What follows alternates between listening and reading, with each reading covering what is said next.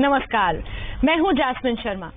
ये बात हमारी है, हम जो आधी आबादी हैं, हम जो अपने घरौंदों को देती हैं प्यार और जज्बात की नींव, हम जो सपनों को जमीन और आसमान देना जानती हैं। एक स्त्री का नृत्य और संगीत के साथ बहुत गहरा नाता होता है, लेकिन कहीं नृत्य की परंपरा उसकी वाहक स्त्रियों के लिए शाप भी बन जाती है। मध्य प्रदेश के बुंदेलखंड के पारंपरिक नृत्य राई को इसी तरह से भुगत रही हैं स्त्रियां, और अब उनका ये दर्द एक फिल्म की शक्ल में सामने आया है। तो लेडीज फर्स्ट में आज नृत्य और नृत्यों से जुड़े स्त्री के मान अपमान की बात। तो दिखाएंगे आपको राई नृत्यकियों पर बनी फिल्म कर्स्ड क्वीन की कहानी। लेकिन पहले देखिए क्षत्राणियों के मान का नृत्य घूमर।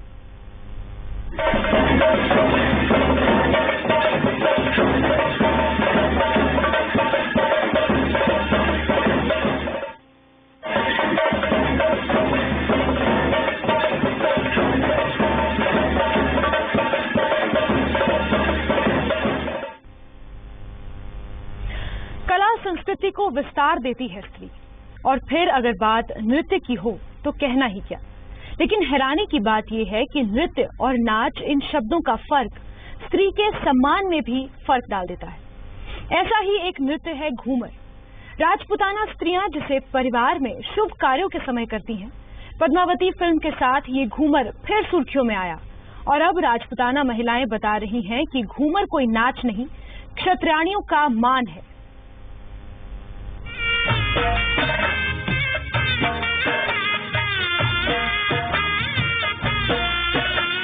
ये घूमर है, क्षत्राणियों का मान है, राजपूतानियों का गहना।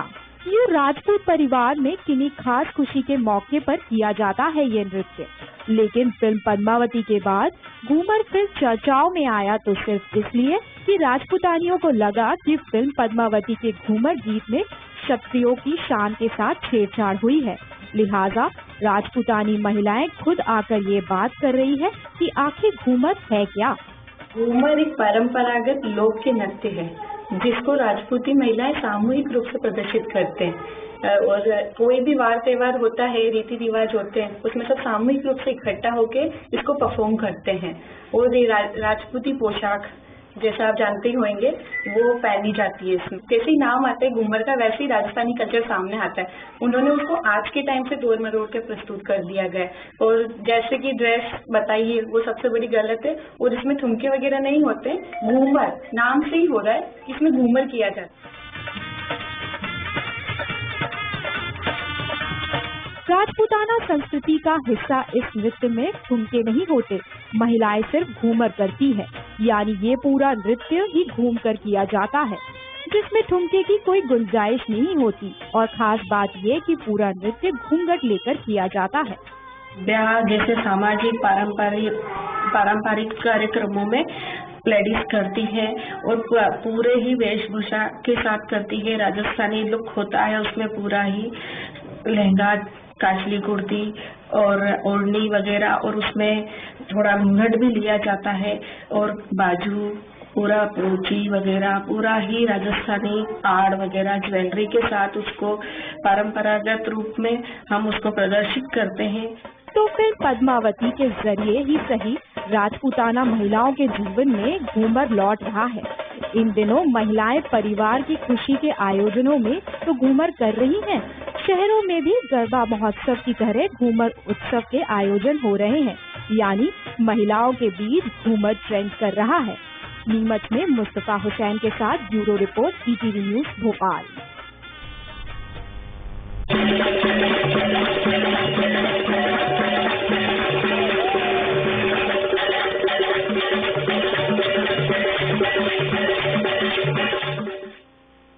एक नृत्य शान है स्त्री की, तो एक ऐसा भी नाच है कि जो औरत के लिए शाप बन गया। बुंदेलखंड में किया जाने वाला राई नृत्य, यकीनन इसे लोक नृत्य की संज्ञा दी गई, लेकिन बेड़िया जाति की जिन महिलाओं के बीच इस नृत्य की परंपरा है, उन महिलाओं के लिए ये राई नृत्य एक ऐसा पाप बन चुका है जिसे पीढ़ियां ढोती हैं। राई नृत्य को एक सजा की तरह भुगत रही हैं। राई नृत्यकियों पर फिल्म बनी है द कर्स्ड क्वीन। इस फिल्म में दर्ज हुई है राई के पीछे की रुलाई। ये एक एक रेखा एक स्त्री के जीवन में आने वाले बदलाव में कि कैसे स्त्री का जीवन बदलता जाता है। फिल्म द कर्स्ड क्वीन स्त्री के स्केच से शुरू होती है और फिर जब आगे बढ़ती है तो उन रंगों के साथ कि कैसे अलग अलग रंग उसके जीवन की तस्वीर को बदलते जाते हैं। राई लोक नृत्य की नर्तकियों पर आधारित इस फिल्म में बताया गया है कि चेहरे पर सूट भर की मुस्कान चिपकाए ढोलक की थाप पर अपने जिस्म को थिरकाती, आंखों में गम का समंदर लिए वो मुस्काती जाती है। ये फिल्म राई के पीछे दर्द के पहाड़ की बयानी है।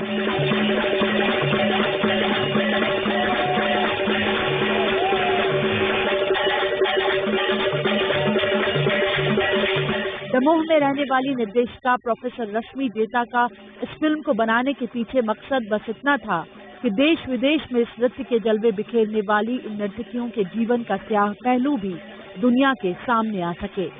उन महिलाओं ने, उन बच्चियों ने काफी समर्थन किया कि आप जो काम कर रहे हो हमारे लिए, आप जो बात कह रहे हो लोगों तक, हकीकत यही है। और वो इसी तरह की परिस्थितियों से दो चार हो रही है, उनकी ओर कोई ध्यान नहीं दिया जा रहा है। सामाजिक परिवेश भी कुछ इस तरह से पूरा ताना बाना बन चुका है जो उनको मुख्य धारा से दूर रखता है। तो ये विषय काफी मार्मिक है और इस विषय के जरिए हम लोगों ने यही कोशिश की है कि भले ही नृत्य काफी अच्छा है, काफी मनोरंजन देने वाला है, लेकिन उनकी वास्तविक परिस्थिति अभी काफी खराब है और इसको लोगों को ध्यान देना चाहिए। राई नर्तकियों के जीवन पर बनी इस फिल्म को राष्ट्रीय अंतर्राष्ट्रीय मंच पर सराहना भी मिली। कोलकाता में हुए इंटरनेशनल कल्ट फिल्म फेस्टिवल में द कर्स्ड क्वीन को फाइनल नॉमिनेशन के लिए चुना गया। फिल्म को कई कैटेगरीज में नॉमिनेट भी किया गया, लेकिन सबसे अहम था गोल्डन फॉक्स इंटरनेशनल अवार्ड, जिसमें इसे स्पीच कैटेगरी में नॉमिनेशन मिला और इसके बाद ये शॉर्ट फिल्म दुनिया के नक्शे पर आ गई। स्पीच कैटेगरी में इसे जब नॉमिनेट किया गया, हालांकि नॉमिनेशन इसका एक और कैटेगरी में था, लेकिन गोल्डन फॉक्स के लिए स्पीच कैटेगरी में बहुत खुशी की बात है। वहां जाकर बहुत एक्सपीरियंस होता है, नई चीजें सीखने को मिलती है, नए लोगों से इंटरेक्ट करने को मिलता है। लगभग हमारी पूरी टीम वहां गई थी और इस टीम के हर एक शख्स को मैं बधाई देना चाहता हूँ कि जिस भी व्यक्ति ने इस टीम में रहकर काम किया, बहुत दिल से काम किया, शिद्दत के साथ काम किया, और शायद उसी का ये परिणाम है कि आज हमारी ये फिल्म इस अंतर्राष्ट्रीय स्तर तक पहुंची है। हमारी फिल्म द कर्स्ड क्वीन जब इसको नॉमिनेशन मिला गोल्डन फॉक्स अवार्ड के लिए, जब वहाँ पे कोलकाता कल्ट फिल्म फेस्टिवल में जब ये पहुंची, और जैसे हम लोगों को मालूम चला कि फिल्म वहाँ है तो हम लोगों को तो बहुत ही उत्साह इतना ज्यादा बढ़ गया कि बहुत ज्यादा। फिल्म की खास बात यह है कि इसमें कलाकारों से अभिनय कराने के बजाय मौलिकता पर जोर है, लिहाजा नृत्यांगनाओं के जीवन चरित्र को ही फिल्माया गया है ताकि उनका जीवन अपने असल रूप में दुनिया के सामने लाया जा सके। बेशक ये फिल्म सिनेमा के अंतर्राष्ट्रीय मंचों पर मुकाम हासिल कर रही है, लेकिन फिल्म की असल कामयाबी तब है कि जब इस फिल्म की बदौलत ही सही इन कर्स्ड क्वींस की जिंदगी बदल पाए। दमोह में आशीष कुमार जैन के साथ bureau report, ETV news Bhopal.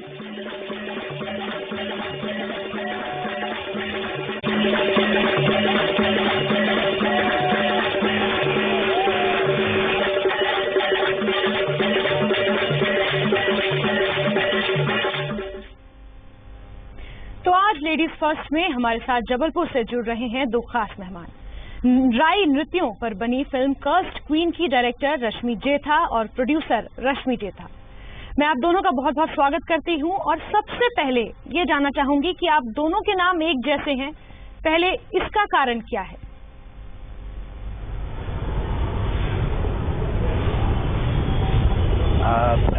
मेरा ओरिजिनली नाम रश्मि जेठा है। मेरे पिताजी हिंदी के प्रकांड विद्वान रहे और रामधारी सिंह दिनकर की किताब रश्मि रथी से यह नाम लिया गया मेरा, रश्मि जेठा, जिसकी अंतिम पंक्तियां कुछ ये है कि आज जगत से ज्योति का जेठा उठा है, इसका उनको कहा गया। मेरी पत्नी का नाम रश्मि सहाय है और शादी के बाद रश्मि जेठा हो गई है, तो इस प्रकार से हम दोनों लोग रश्मि जेठा ही हैं। बहुत बहुत स्वागत है आपका लेडीज फर्स्ट के इस खास पेशकश में। और सबसे पहले आपकी फिल्म को नेशनल लेवल पे, इंटरनेशनल लेवल पे इतनी सराहना मिली है, उसके लिए मैं बधाई देती हूँ। और आपसे जानना चाहूंगी कि क्या खास बात है इस राई नृत्य की कि आपने उसके ऊपर रिसर्च किया और फिर फिल्म बनाने की आपने सोची?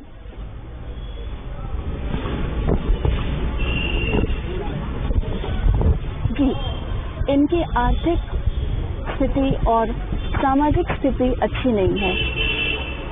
इसलिए हम लोगों ने सोचा कि हम जिम्मेदार नागरिक हैं भारत देश के, तो इसलिए उनका ये पैथेटिक फ्लाइट हमने सामने लाया और उनको मुख्य धारा से जोड़ने की कोशिश की है। राई एक रूप में देखा जाए तो एक भारतीय संस्कृति की विरासत है, ये बुंदेलखंड की एक धरोहर है और बहुत महत्वपूर्ण नृत्य है। मैं आपको बात कहूँ, आप जितने भी बॉलीवुड नृत्य देखते हैं, मुझे ऐसा लगता है कि राई एक ऐसा नृत्य है जिसमें कहीं अश्लीलता नहीं है। घूंघट में ढकी हुई मोरनी की तरह नाचती ये लड़कियां, ये बेटियां हमारे समाज का एक अभिन्न हिस्सा है, एक अंग है। लेकिन ऑफ लेट ऐसा देखने को मिला कि हमारे मेन स्ट्रीम से ये थोड़ा सा एलिनेट हो गई और इन्हें उतना महत्व नहीं दिया जाने लगा, हेर निगाह से देखा जाने लगा। और जब हम ये फिल्म शूट कर रहे थे तो मैं आपको बताऊं, इसमें हमने कहीं भी किसी भी प्रकार का अभिनय का इस्तेमाल नहीं किया। कैमरे को डिफरेंट एंगल से डाल दिया ताकि जो हकीकत में घटनाएं घट रही हैं, जो वास्तव में होता है इनके साथ, उसको मैं कैमरे में कैप्चर कर सकूं। तो कहीं ना कहीं ये माना जाए कि मैंने दर्शाने की कहीं ना कहीं आपकी शॉर्ट फिल्म को ये माना जाए कि ये एक डॉक्यूमेंट्री के रूप में आपने बनाई है, क्योंकि इसमें एक समाज को एक मैसेज जाता है, एक डॉक्यूमेंट इसमें है, समाज के लिए आप कुछ अच्छा करना चाह रहे हैं, एक तस्वीर बदलना चाह रहे हैं, इसको एक डॉक्यूमेंट्री के तौर पे देखा जा सकता है।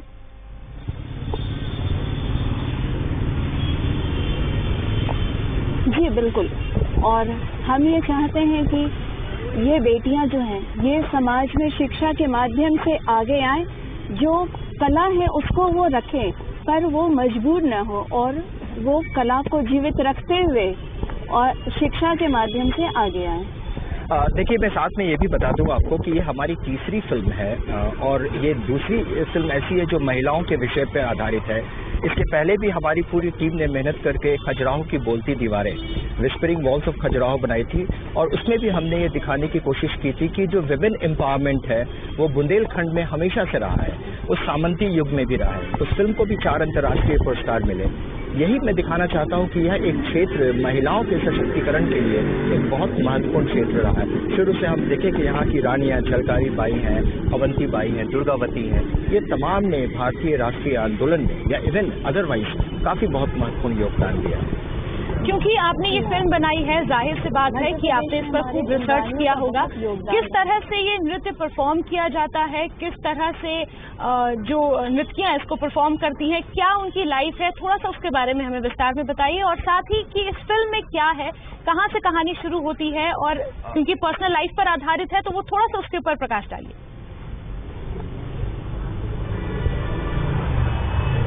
मैं आपको बता दूं कि इसके लिए हमने काफ़ी ट्रैवल किया, रिसर्च एंड डेवलपमेंट का काम किया। हमने पता करने की कोशिश की कि ये कौन सी बेटियां हैं जो इस प्रकार का नृत्य करती हैं और फिर हमने इनके गांव में जाकर इनको विजिट किया, इनसे मिलने की कोशिश की। इनसे मिलना बहुत मुश्किल था क्योंकि नॉर्मली ये इंटरैक्ट नहीं करती हैं, मिलती नहीं है, लेकिन फिर हमने इनको इंटरव्यू किया।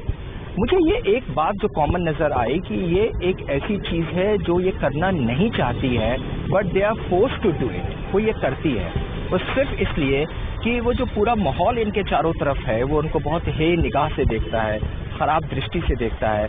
इनके घर में खुद की और बेटियां हैं, वो ये काम नहीं करना चाहती। कोई 1 या 2 स्त्रियां हैं जो इस काम में संलग्न हैं। हमने सोचा कि इनकी आर्थिक और सामाजिक दशा पर फिल्म बनाई जाए, तो पहले मैंने इनको इंटरव्यू किया और इंटरव्यू से जब सारी बातें समझ में आई तो फिर इनके लाइव परफॉर्मेंस को हमने रिकॉर्ड किया बिना इन्हें किसी प्रकार की एक्टिंग की सलाह देते हुए। तो मुख्य बात थी हमारी बेटियां जिन पे हमने ये फिल्म बनाई, इसीलिए इसमें कहीं हमने अपनी फिल्म में मेंशन भी किया है कि ये जो हमारी बेटियां हैं ये हर जगह महत्वपूर्ण है। माँ के खाने में खुशबू है बेटियां, भाई की राखी में रक्षा में राखी है बेटियां, पति के कर्ज में लक्ष्मी और पिता के दर्द में दवा है बेटियां। ये हमारी नहीं किसी और की सही, ये हर आंगन की तुलसी है बेटियां। कुछ इस तरह की चीजें हमने निकालने की कोशिश की। जी बिल्कुल, लेकिन साथ ही एक सवाल यहाँ खड़ा होता है कि जिस समाज से ये राई नृत्य निकल के आया है, क्योंकि एक लोक नृत्य है और लोक नृत्य की आजकल की वक्त में बहुत अहमियत है, लुप्त होता जा रहा है। एक इंस्टिंक्ट कल्चर आप कह सकते हैं होने जा रहा है। लेकिन उसके बावजूद भी लोगों की इस तरह की सोच, और जो लोग इस समाज से आते हैं, इस राई नृत्य जहां पर परफॉर्म किया जाता है, उस समाज के जो लोग हैं उनका क्या कहना था जब आपने उनसे बात की? वो लोग इसको किस नजरिए से देखते हैं?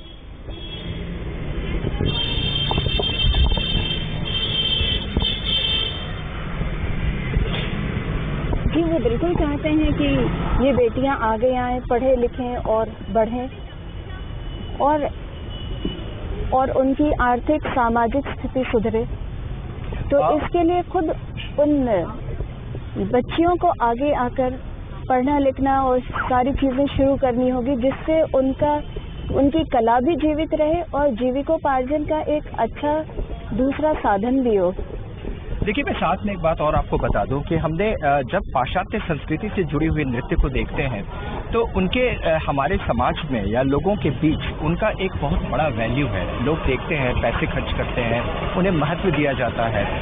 लेकिन वो नृत्य जो हमारी परंपरा और धरोहर से जुड़ा हुआ है, जो अपने आप में बहुत ही शानदार और बहुत ही अच्छा है, जो हमारी संस्कृति की एक जान है, उसको किसी कारणवश हम कुछ इस निगाह से देखते हैं कि वो लुप्त प्राय होता जा रहा है। तो कहीं ना कहीं आम जनता के नज़दीक, आम जनता की निगाह में उसका एक महत्व होना चाहिए, और उसका महत्व वो नहीं होना चाहिए जो होता जा रहा है। हम उसे हे निगाह से देखते हैं, अश्लीलता की निगाह से देखते हैं, जबकि ये बेटियां अपने आप में बहुत अच्छी हैं। और इस कारण से ये अधिकांश बेटियां स्वयं अब ये बोलती हैं कि वो ये नृत्य करना नहीं चाहती। जी, आपने बिल्कुल सही कहा। इसी के साथ मेरा एक सवाल है कि जहां एक तरफ घूमर नृत्य को एक हर्षोल्लास के साथ किया जाता है, एक सम्मान के साथ किया जाता है, वहीं ये भी राई भी एक लोक नृत्य है, फिर क्या वजह है कि इसको एक अपमान के तौर पर देखा जाता है?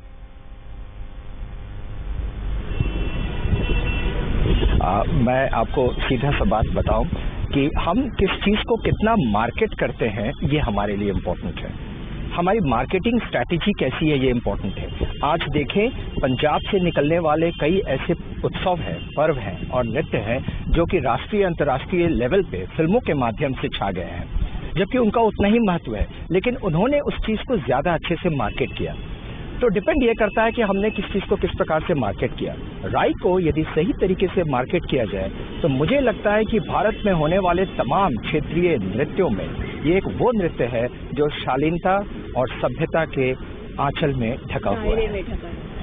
साथ ही आपको क्या लगता है कि इस तरह के लोक नृत्य हैं, अगर हम मध्य प्रदेश की बात करें, मध्य प्रदेश टूरिज्म की बात करें, लोक संस्कृति को, फोक म्यूजिक है, फोक मीडिया है, किस तरह से उसे आगे आना चाहिए, किस तरह से कंट्रीब्यूशन होना चाहिए, चाहे सरकार की बात करें, एनजीओज की बात करें, कहीं ना कहीं आपको लगता है कि ये चीज में कमी है जिसकी वजह से ये सब चीजें सामने आ रही है?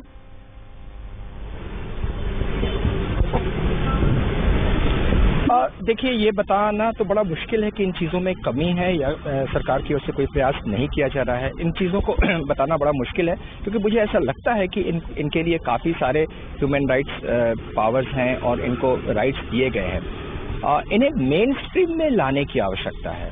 इन्हें एक जनश्रुति से बाहर निकालकर आम जनता के जीवन में उनके साथ जोड़ने की आवश्यकता है। और जब हम और आप जैसे लोग, अच्छे परिवारों के लोग इनके साथ मिक्सअप करेंगे, इनके नृत्य को देखेंगे, इनके साथ इंटरेक्ट करेंगे, तो मुझे लगता है कि कहीं ना कहीं आम जनता, अभी भी आप देखेंगे गांव के बाहर ये नृत्य होते हैं, महिलाएं इसमें शामिल नहीं होती।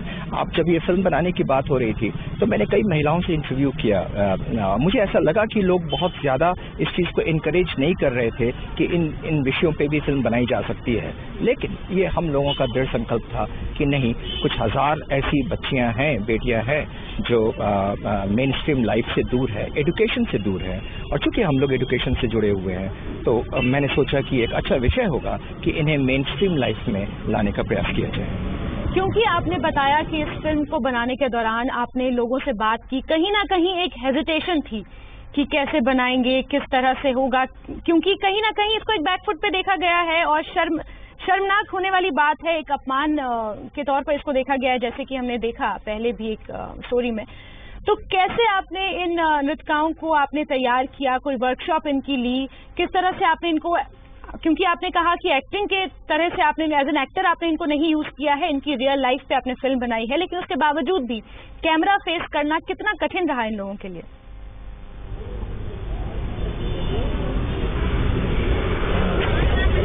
देखिए, कहते हैं चैरिटी बिगिन्स एट होम। जब ये फिल्म बनाने की बात आई तो सबसे पहले मैंने अपनी पत्नी से बात की, जो हमारे साथ मौजूद है अभी इस कैमरे पे।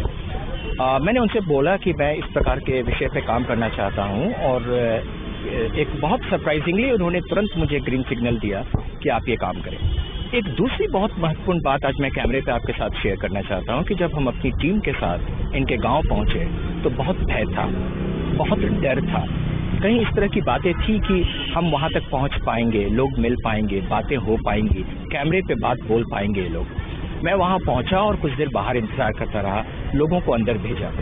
आप विश्वास करेंगे, ये बच्चियां इतनी अच्छी है कि मैंने इनके घर पे मैं इनके साथ बैठा, मैंने चाय पी, इनके माँ से बात की, इनके बहनों से बात की, इनसे बात की और घंटों बात की।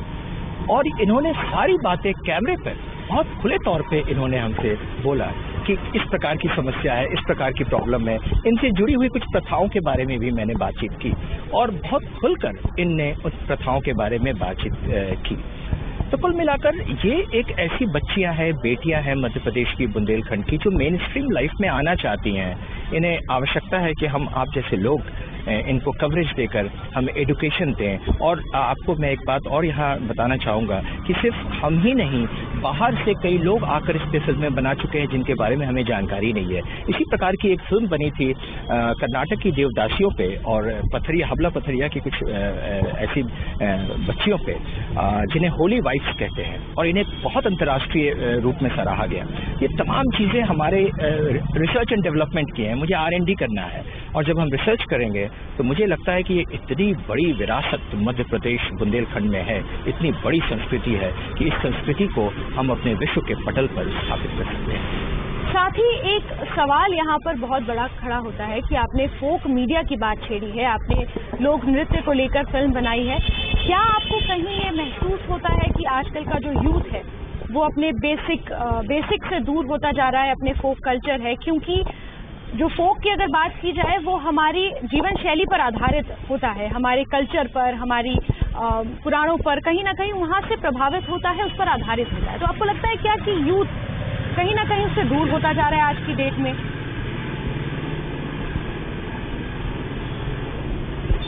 हो सकता है बच्चे थोड़े दूर हो रहे हैं, पर वो शायद हमारा जो है कि हमें जितना प्रमोट करना चाहिए अपने फोक आर्ट को, फोक कल्चर को, हम उतना प्रमोट नहीं कर पा रहे हैं। तो इसलिए हमें ऐसा लगता है कि हमें इस आर्ट को ज़्यादा डेवलपमेंट के तौर पे आगे लाना चाहिए, जिससे हमारे बच्चे और यूथ इसे ज़्यादा फॉलो करें, देखें और समझें कि ये हमारी संस्कृति, हमारी धरोहर क्या है। देखिए, एक बात और मैं आपको साथ में बताना चाहूँगा यहाँ पर कि जहाँ तक इनको प्रमोट करने की बात है, हमें अपने बच्चों को अपनी सांस्कृतिक विरासत के बारे में बताना होगा। देखिए, हमारे पास ऋग्वेद है, सामवेद है, यजुर्वेद है, अथर्ववेद है, ऐतरिया, कौशिकी, शतपथ, गोपथ, आयुर्वेद, धनुर्वेद, गंधर्ववेद, शिल्पवेद, अरण्यक, उपनिषद, षट दर्शन, ये सब ऐसी महानतम पुस्तकें हैं जो हमारे देश को विश्व गुरु के रूप में स्थापित की है।